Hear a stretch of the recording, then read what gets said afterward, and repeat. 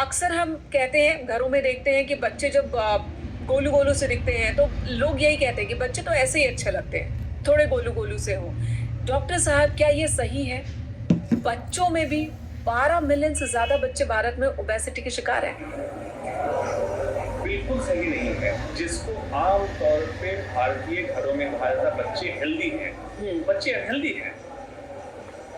और खास बात यह है कि जब बच्चा गर्भ में पल रहा हो तो माँ का एक्सपोजर अगर बहुत हाई कार्बोहाइड्रेट डाइट से हो, बार बार इंसुलिन स्पाइक माँ को होता हो, बहुत ज्यादा शुगरी फूड ले रही हो, या जैसे मैंने कहा ओबेसोजन का एक्सपोजर माँ को हो, मतलब प्रदूषण का एक्सपोजर, प्लास्टिक का एक्सपोजर, बहुत कॉस्मेटिक का एक्सपोजर, तो जो बच्चे पैदा होंगे वो बच्चे आगे चल के मोटापा के शिकार होंगे। एक दूसरा, बच्चा नॉर्मल है, अब बच्चे को आपने processed and ultra processed food पे छोड़ दिया।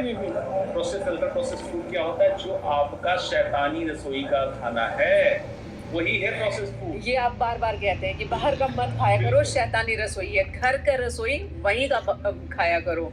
और जो अभी आपने बात कही कि गर्भवती महिला, अगर उनका शेड्यूल ठीक नहीं है, गर्भवती महिला का खान पान ठीक नहीं है, अगर वो कोई किसी ऐसे कारण से एक्सपोज हो रही है जो मोटापे की वजह बन सकता है, तो बच्चे में भी मोटापा आ सकता है। तो वो मोटापा तुरंत दिखता है या कुछ वक्त बाद? बच्चा, एक तो बर्थ वेट बच्चे का ज्यादा होगा नॉर्मली भारत। तो भारत में तो ये अच्छा माना जाता है, भारत क्रेडिट की बात होती है। अंडरवेट। तो अब क्या हो गया, भारत में 3.5-4 किलो के बच्चे कॉमन हो चुके हैं। आप समझ रहे हैं कि बच्चा बड़ा हेल्दी पैदा हो रहा है? नहीं नहीं नहीं, नहीं। बच्चे को विदिन रेंज रहना था। अब जो बच्चा ये पैदा हो रहा है, ये हाई इंसुलिन मदर का जो रखा गर्भ में जब बच्चा पल रहा, तो उसका नतीजा है बच्चा ओवरवेट पैदा हुआ, और ये बच्चा आगे चल के डायबिटीज, हार्ट डिजीज और कैंसर का शिकार होता है। इसलिए जरूरी है बच्चे का आइडियल वेट, मतलब बच्चा थोड़ा दुबला पैदा हो जाए, पतला पैदा हो जाए, बाद में वेट गेन और स्ट्रांग हो जाएगा, लेकिन मोटा बच्चा स्वस्थ नहीं रहेगा। अगर हो भी गया, घबराए नहीं, उस बच्चे को करेक्ट कर सकते हैं आप, उसको एक्सपोजर ना होने दें। जो मैंने शैतान रसोई की बात की, ऐसा खाना जो बाहर से मतलब कोई बाहर से मुझे दुश्मनी नहीं है, बाहर से मतलब है वो खाना शेल्फ लाइफ बढ़ाने के लिए, मतलब जिसको अलमीरे में सजा सकते हैं, जैसे ब्रेड, बन, कुलचा, इस तरह की चीजें सेल्फ लाइफ को कम कर रहे हैं, स्वयं के जीवन को कम करते हैं शेल्फ लाइफ बड़े हुए खाने से। और अब तो आम बात है घरों में कि सुबह खाना क्या है, ब्रेड बटर खा लेना है, टोस्ट खा लेना है, ये तो आम बात है। छोले कुलचे भी घर में ही बन रहे हैं अब तो। देखिए, आम बात जरूर है, लेकिन अच्छी बात है।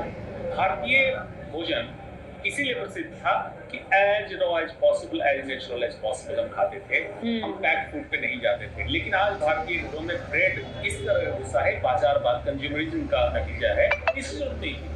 घर की रोटी, घर का पराठा आज भी स्वस्थ है, इसमें कोई जरूरत नहीं है। इसके एक नहीं अनेकों सपोर्टिंग एविडेंस रिसर्च पेपर हैं।